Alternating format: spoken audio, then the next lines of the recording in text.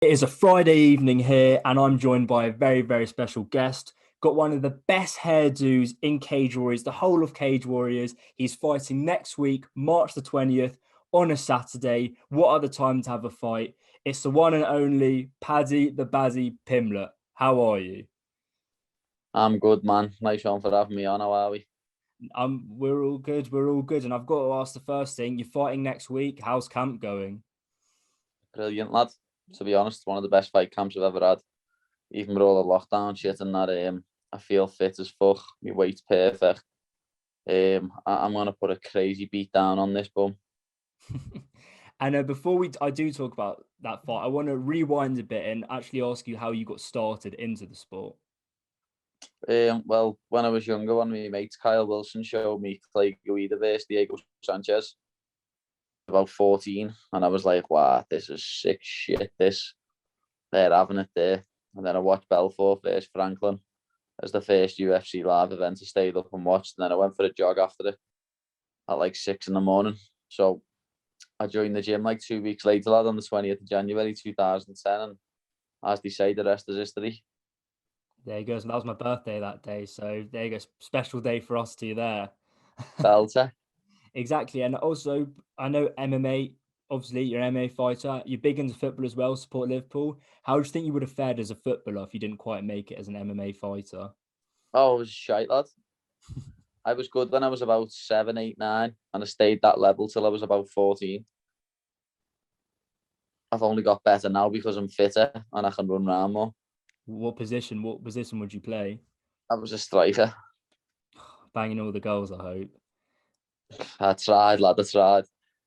The target man. So maybe does that give you better accuracy with your punches as well as your shots? You never know, lad, you never know. And I've also noticed that on your Instagram, you're doing something really good for charity. You're actually doing a skydive. And how are you feeling about that?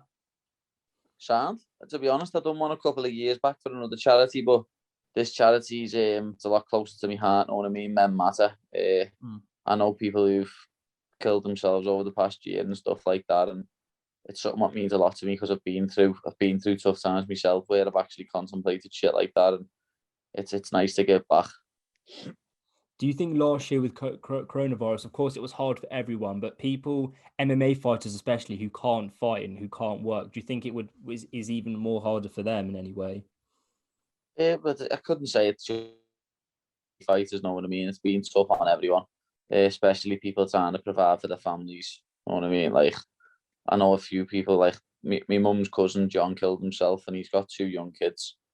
No one knows why. It's just one of them things that it makes me feel sick even talking about it. That someone would do that to themselves. But I always say to people, it's better to talk to someone about your problems than it is to them go to your funeral. So I like to get that message across to people as much as I can. Yeah, I certainly agree, and thank you for sharing that. And I've got to ask, are you, what are the nerves like when you're going up in that plane to jump out? Is that something more than you have for a fight? Nah, I don't get nervous in fights, lad. There's no point in being nervous when you know you're gonna win. Know what I mean? And the same with the skydive, lad. Nothing can really goes wrong, lad. You're not gonna feel it anyway, are you? So you might as well just get on with it. Do you think once you become champion again or get into the UFC, you're going to have to do another skydive to celebrate? Well, I think by the time I do this skydive, I'll be in the UFC. Perfect. I love to hear it.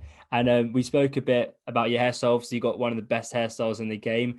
Does that affect you in your fights? Does that get in your way at all? Because I noticed you don't really put it up in fights.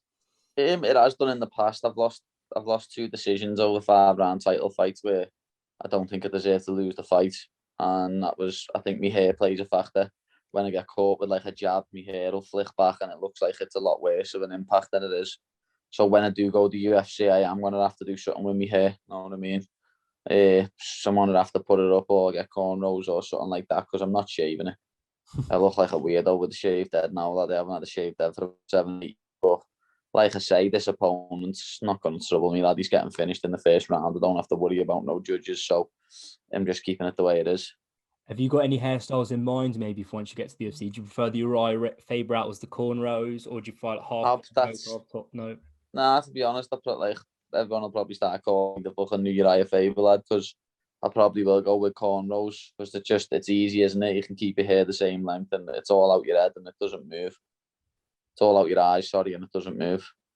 Well, maybe if you ever decide not to become an MMA fighter, you can definitely go into the career of pro wrestling, being Owen Hart's brother or something like that, because there's definitely Yeah, of connections with course, that. lad. If the WWE ever want to get the baddie over, lad, I'll be there, ready.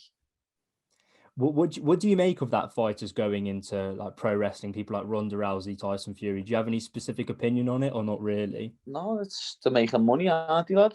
I know. I'd do the same, lad, if I was getting offered multi-million-dollars. And you train at one of the best gyms, arguably MMA gyms, arguably in England, Next Generation over in Liverpool, and there's a lot of great talent there, a lot of people winning fights. And what I want to know is what are the best and worst things about training there? Um, there isn't really a worst thing about training there, lad, to be honest, because it's like a family. We're all in it for each other.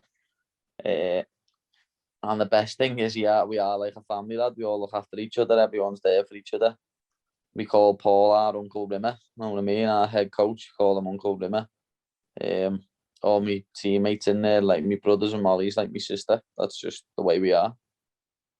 And one of your teammates who I actually had the privilege of speaking to the other week is Nathan Fletcher. And we were speaking on the podcast that he doesn't actually have a nickname. Have you ever thought of one for him or you want Yeah, to and get him I one? call him the Southport Strangler, lad. That's what What I call him. is he not liking that one? I think he said he's still not sure about one. No, he doesn't know, to be honest, lad. He hasn't really got a nickname. I heard someone call us Fletcher the other day. That's an all right one, but I just call him the Southport Strangler, lad, messing around in the gym. And where Southport massive. and where did your nickname, the Bazzy, come from? Paul just gave me that. Like, wasn't even thought out of nothing. When I had my third amateur fight, the announcer come out and asked me and the other lad, Joel, who were fighting, if he's got any nicknames, and Joel said no, and he asked me, and I was like, nah, I haven't, and then Paul just went, Paddy the Baddy, Pimblett, and we just went, yeah, go on, sound, and that was it, lad. From then on, it stuck. And I'm sure you're very focused and motivated for this upcoming fight next Saturday. And I want to have a look at your opponent, Davide Martinez from Italy. He's on a 6-fight win streak. Does that mean anything to you, or do you not think about that? I'm not arsed, lad. I don't give a fuck what he's done in his career. He's done nothing on what I've done. He's fought no one like me. And he's going to get put in his place, lad, when he comes over. Do you ever choose to study the opponent, or do you just leave that to the coaches and prepare as usual? I used to leave that to me coaching stuff, but obviously now I'm older and I'm wiser. I have a look at them myself. We get a breakdown made by Carl Mountfield, who's one of the lads. He does brilliant breakdowns, lad. So I've got a 33-minute breakdown of David Martinez, lad. I know the ins and outs of him. And he's not going to get near me, lad, whether he tries to strike with me, wrestle with me, or grapple with me. And do you think a win over Davide puts you straight in for a title fight? No, I think I'll be signing for the UFC. Even better than title, arguably. Yeah. And I know you've touched upon it then, but if you could you give me a specific prediction of the fight? Do you envision anything that's going to happen? I think I'm going to knock him out in the first 2 minutes. Nice. Any specific way or just straight punch?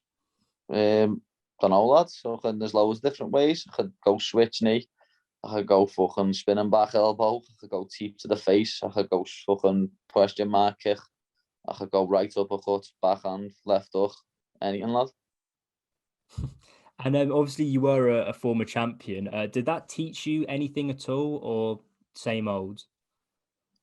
Taught me to fucking not get carried away with being the champion. When you win a belt at 21, lad, it all gets to your head. And you mentioned obviously after the next fight you want to be in the UFC. Besides the UFC, do you have any goals for the end of the year where you want to be in that promotion?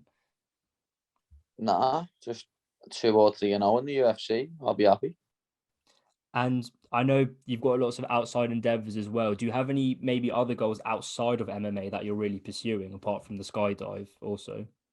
No, not really. Everything in my life is MMA, and then I've got a fiance now. I'll be getting married in the next few years, and I've got my own house. As you know, I'm getting a gym built in my garden, lad. So everything's going sound, lad. My life's going great at the minute, lad. People can try and bring me down all they want, lad, but they'll fail.